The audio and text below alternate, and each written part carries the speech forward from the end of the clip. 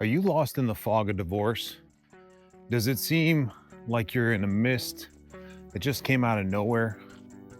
Well, that's totally normal. In this video, we're going to talk about the fog of divorce and give you a little bit more insight into what's ahead and maybe what's behind. Sometimes it's just having that little bit of a lens to look through, knowing where you're going, knowing where you're headed can help in these challenging times. So, the fog of divorce. What is it and why did it happen? Well, if you're like most men, you're realizing that this kind of came out of nowhere. And don't feel different here. Don't feel weird about this process. This happens to most men. You know, it is stated that 90% of all divorces are filed by the wife, by the woman in the relationship. And that's just a staggering number. Now, why is that? It could be, well, mean-hearted, maybe for the reasons you're thinking about why it happened in the first place. It could also be because they're brave enough to know when to quit. Another observation I've seen in my work is that they've felt this pain for years.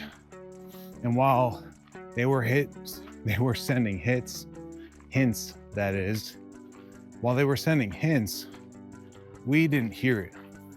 We didn't understand.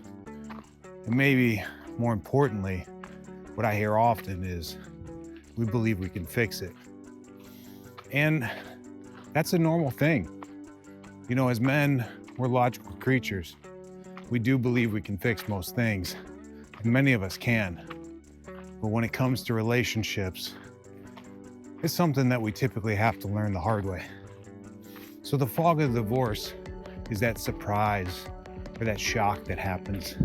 And maybe you're feeling that right now too. And that's okay. This is just a moment in time. This too shall pass, and you'll persevere through this. But for the meantime, we're gonna have to take a lens, a big picture perspective to what we're experiencing and to why that is. So today, we're gonna talk about the 4 phases of divorce and then some reasons why that divorce typically happens and what we can do about it. So stick around to the end to get those insightful tools that can help us, instead of fix a relationship, finally fix us.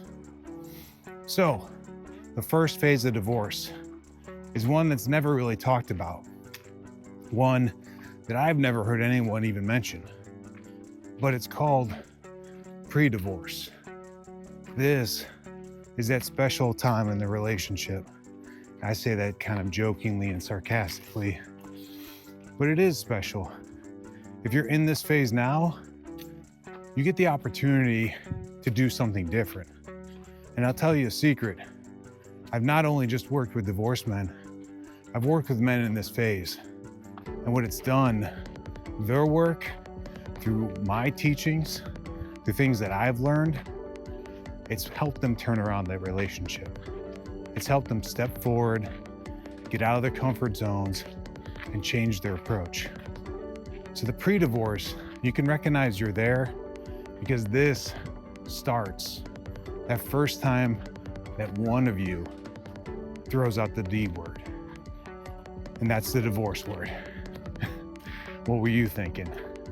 So, once you or your partner throws out the D word, the divorce word, you know that you are in pre-divorce. This is when you guys have thought about it. It's crossed your mind.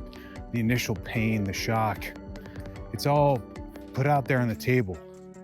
And this continues forward into the next section or area of divorce. And that's when finally one of you guys takes the step and files paperwork. Now, this is a hard step. For most men, we don't do it. We don't do it because we believe we can fix it. But eventually, over time, That pain builds up in a lot of women. They're encouraged finally to do so. Probably rightfully so.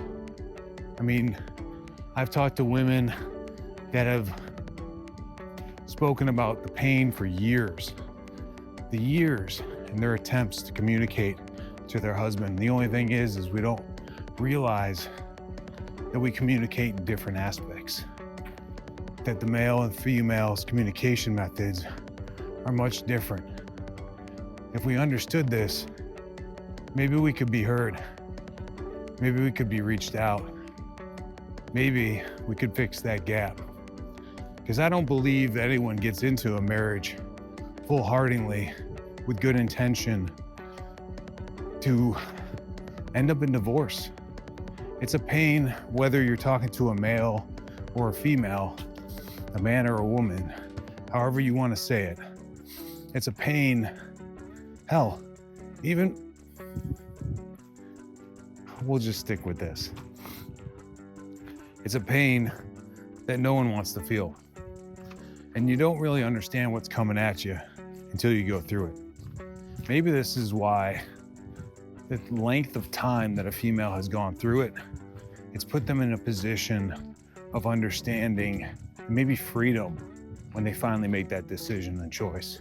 Maybe this is why their first steps in our eyes look so bold, but for them, they finally reached the freedom that they thought about for years. So we've talked about the pre-divorce. We've talked about the official. This is when the talking is changed and paperwork's filed and notice is given. Divorce has begun. Next is the process. That's number 3. Number 3 is involved with, well, not a lot of fun. Challenging conversations, division of assets, identifying liabilities, and then division of those assets and those liabilities. This isn't fun for a lot of reasons. This is where most men realize that they weren't just falling in love, they weren't just getting married, they were entering a legal contract. And as a legal contract decides what is right and what's wrong, and not necessarily what's fair. So this can be a really hard time for men, and I understand it. This process is where deeply we feel hurt, we feel lost, we could be in the fog. Hell, I've met men that are in the fog of divorce in the pre-divorce stage. So it really depends on where you're at in your specific relationship, to be honest. Next up is the finale.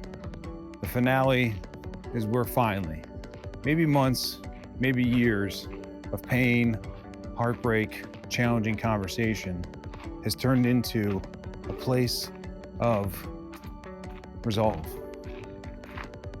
This is when divorce becomes official, when the court has made its ruling and it's over. This can be a really freeing moment.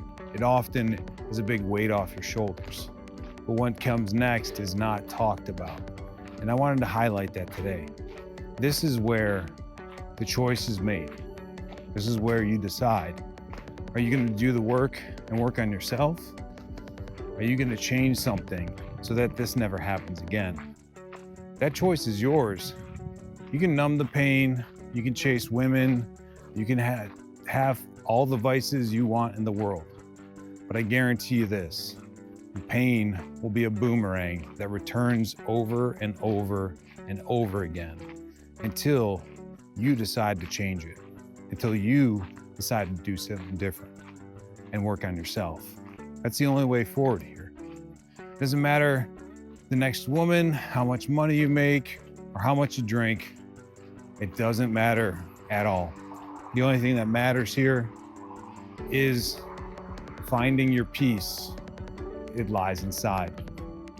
So we've talked about the four phases of divorce, but it's not really truly over there. We have to take that road less traveled and explore the underlying reasons that helped get you here in the first place. We got to find that root cause. That's really understanding about our childhood and how it shapes our patterns and histories. The true road to recovery is about breaking patterns that no longer serve you. Do you dare to accept that risk? Do you dare to look deeper?